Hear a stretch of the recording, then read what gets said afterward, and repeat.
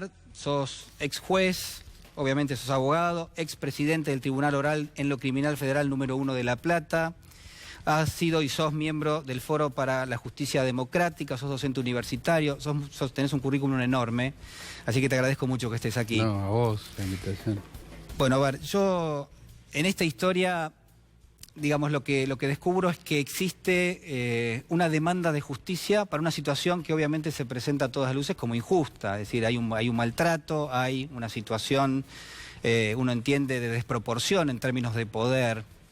Y me pregunto si uno puede trazar algún tipo de paralelismo también con la realidad que estamos viendo, o en todo caso con las demandas que han surgido esta semana, que obviamente no son nuevas, pero que han tomado una intensidad muy, muy importante. Sí, yo creo que la demanda de justicia es parte de la historia de la humanidad. O sea, quien demanda siempre es el vulnerable. Y quien niega la justicia es el poderoso. Y esa es la historia, a mi entender, de la humanidad. Yo me miraba el título y me acordaba, me había olvidado. Hay un documental muy bueno que está en internet que hizo Ana Cacopardo sobre el juicio a Miguel Echecolás. Y el título del documental es Un claro día de justicia. Es decir, obviamente tomado del oscuro día. Sí, el oscuro día. Y en contraposición, es lo que uno trata de contraponer cuando la justicia funciona. Claramente estamos viviendo un momento bastante complicado en términos de justicia. En la historia hay una demanda, yo digo, por parte de los pupilos del colegio que imaginan que ese tío Malcolm que va a llegar va a ser alguien que va a poner justicia, ¿no? Porque ellos se ven en una situación de indefensión bastante importante. Después termina el desenlace de la historia haciendo ver que en realidad no existen los héroes, o que en todo caso no hay muchos que digamos, y las circunstancias son excepcionales, digo, y hay como un mecanismo del propio Walsh de marcar, bueno, él dice el pueblo, y por primera vez utiliza el término pueblo en la historia para marcar la presencia de los pupilos, diciendo, bueno, ellos se tienen que dar cuenta que tienen que pelear por sí mismos, digamos, que no viene un héroe a salvarlos. Pero yo entiendo que el Estado puede tener ese rol, que el Estado podría ser alguien que proteja a los vulnerables. Si le interesa. O sea, todo depende quién está representando al Estado. Nosotros hemos tenido las dos cosas. Hemos tenido los estados que no les interesó, como lo que estamos viviendo hoy. Tiene que ver con el objetivo. El objetivo, en el caso actual, es solamente el enriquecimiento personal y del círculo íntimo, nada más. Cuando ese es el objetivo, y cuando está encarnado en personajes como los que vos mencionabas, el presidente de la Nación, el ministro, ex ministro de Cultura, hoy secretario de Cultura, vos contabas que se burlaba, porque realmente hoy se burló del hambre. Burlarse del hambre es una entidad sorprendente. Sí, eso sorprende. Pero es el mismo que hace unos años publicó y se burló de los hijos desaparecidos. Él publicó un tuit hace unos años diciendo: me desapareció el anillo en la bañadera, estoy esperando un comunicado de repudio de hijos. Quien se expresa así es el mismo que hoy se burla del hambre. No sorprende, se buscan esos personajes para poder para encarnar este tipo de regímenes. ¿Hay en la justicia determinado tipo de intencionalidad, de manipulación? Yo creo que vos has sido un damnificado de determinadas cuestiones. Presentaste tu renuncia en el 2016 como juez tras denunciar haber sido perseguido por el Consejo de la Magistratura. Sí, este gobierno necesitaba imperiosamente un sector de la justicia favorable para hacer lo que está haciendo, para perseguir a quienes persiguen, encarcelar, condenar. Y en ese sentido, bueno, seleccionaron gente y llevaron adelante el plan.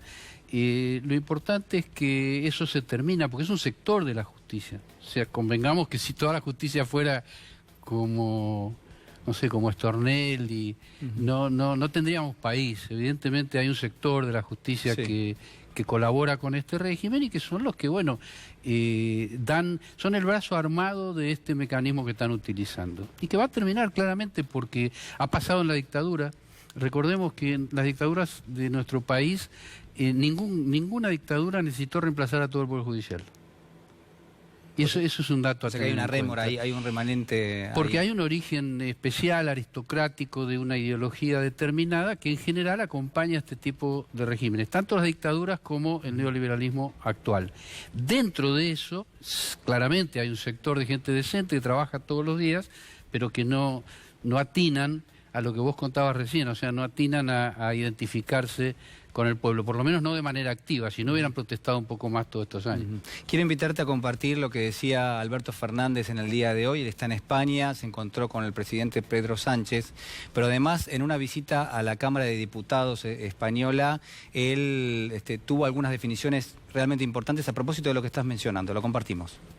En Argentina también tenemos que preocuparnos por el Estado de Derecho, porque ha habido en estos años una manipulación judicial preocupante y por sobre todas las cosas se han generado una serie de detenciones arbitrarias. No voy a abrir juicio sobre inocencias y culpabilidades. Lo que digo es que se ha utilizado la detención durante el proceso como un mecanismo de persecución a opositores.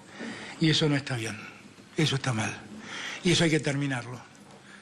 Eso hay que terminarlo. Hay que dejar de utilizar a los tribunales como un lugar donde se hace política.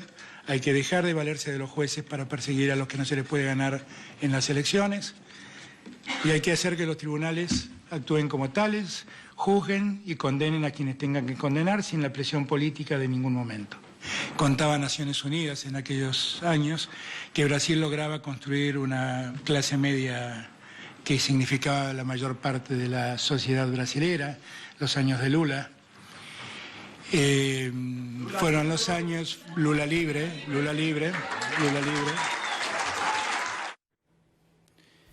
Bueno, ahí estaba Alberto Fernández. Carlos. Claro, él tiene una posición privilegiada en algunos aspectos, en lo político por su experiencia, pero en lo judicial, primero por ser hijo de un juez, segundo por ser abogado, tercero por ser docente universitario y en cuarto lugar por ser sensible. Y una persona que tiene experiencia, conocimiento, etcétera, como él, y además es sensible, yo creo que esa es una de las explicaciones por qué está donde está y por qué habla como habla, y por qué esperanza a millones de personas. Realmente es un motivo para estar bastante feliz. Lo que dice Alberto Fernández sobre el Estado de Derecho y que en el proceso la cuestión de la detención se utiliza políticamente. Bueno, de hecho los dueños de este canal están detenidos, digamos, sin ningún tipo de razón, digamos, sino más que una cierta arbitrariedad en esta instancia, por ejemplo. Digo, ¿eso es excluyente de lo que ha sido los últimos años? ¿Eso había pasado antes en la Argentina? No había precedente, porque lo que estamos viviendo, que tiene un nombre y que se llama lawfare, que es una guerra judicial, sí, que es la utilización del Poder Judicial y las normas para la persecución de oponentes. Es lo que sucedió en la dictadura con el secuestro, la tortura, desaparición y muerte para implantar un modelo económico. Hoy se utiliza este tipo de metodología. Por eso hay presos políticos. Nunca en democracia hubo presos políticos. Fuimos a elecciones con presos políticos. No vamos a hacer nombres, porque son muchos, desgraciadamente, incluidos los dueños de este canal, pero esa mecánica se pudo llevar por el Poder Ejecutivo Nacional, que encabeza el plan, por algunos legisladores, sí, yo diría legisladoras, 2 o 3, un sector muy recalcitrante del Poder Judicial, los servicios de inteligencia y los medios hegemónicos. Esa es la comunidad que permite que haya presos políticos en República Argentina. Le voy a pedir al señor productor si tenemos la declaración del presidente Macri del día de hoy. El presidente Macri estuvo en Córdoba, estuvo junto a Ramón Mestre, dio una conferencia de prensa.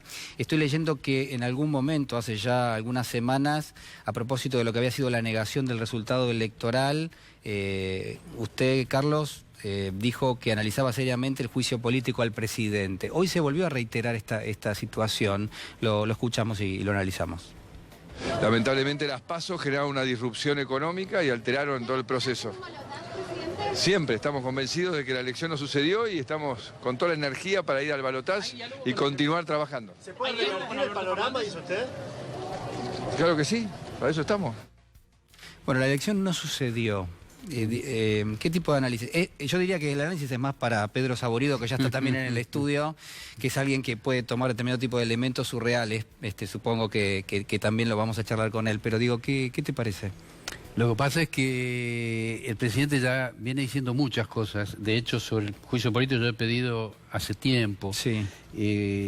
Cuando un presidente de la Nación ve, porque vio la filmación de un hombre, un policía, matando por la espalda a una persona indefensa y rematándolo cuando está cayendo, y lo llama para felicitarlo en la Casa de Gobierno, ese fue el primer aviso que tuvimos de esta personalidad.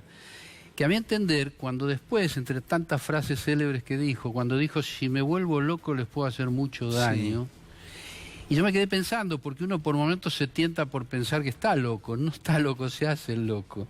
Es decir, es una persona que tiene una inclinación muy perversa, que tiene un goce en el daño que ocasiona. Por eso es que de repente nos quiere hacer creer que las elecciones no existieron.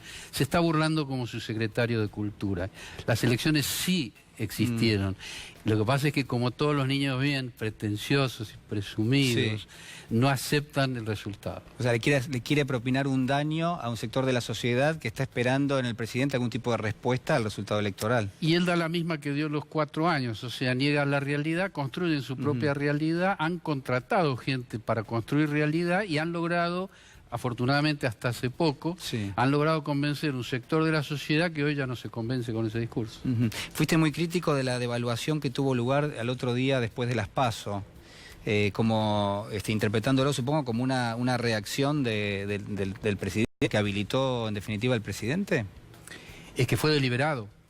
O sea, no fue casual, incluso fue delito. Yo publiqué eso porque fue delito lo que hizo. El problema es que estamos en un contexto judicial en el cual aún cuando sean delitos es muy difícil llevarlo adelante. El juicio político no prosperó porque no hay quórum suficiente. Hay, por supuesto, diputados y senadores extremadamente honestos en la Argentina, pero no alcanzan para un juicio político. En el mismo sentido, tampoco hay jueces adecuados en un sector de la justicia federal para poder llegar adelante denuncias sobre esto. En algún momento se va a poder seguramente, si hay voluntad política, pero bueno, en un clima distinto podremos analizar mejor cómo se aclara ese oscuro día de justicia. ¿La justicia necesita una reforma? Yo creo que es imprescindible. ¿Qué tipo de reforma? Total. O sea, significa no desvalorizar a aquellas personas que son honestas y trabajan en la justicia, sino partir de la base de que esta justicia es la que permitió lo que nos está pasando. Creo que es una justicia, como dije antes, aristocrática, que representa un sector social determinado y que no siempre pueden comprender aquellas cosas que si no se comprenden es imposible aplicar las normas. Argentina tiene una normativa extraordinaria. Tiene una Constitución Nacional extraordinaria, está prohibido importar basura, tenemos el decreto de hoy. O sea, el problema no es normativo en la Argentina, las leyes argentinas son excelentes. El problema es si quienes las tienen que aplicar defienden una posición privilegiada, aristocrática y discriminatoria, los fallos no van a beneficiar a ningún sector vulnerable. ¿Qué análisis haces, Carlos, de este decreto que flexibiliza la importación de basura o que por lo menos le saca determinado tipo de controles que tenía hasta este momento?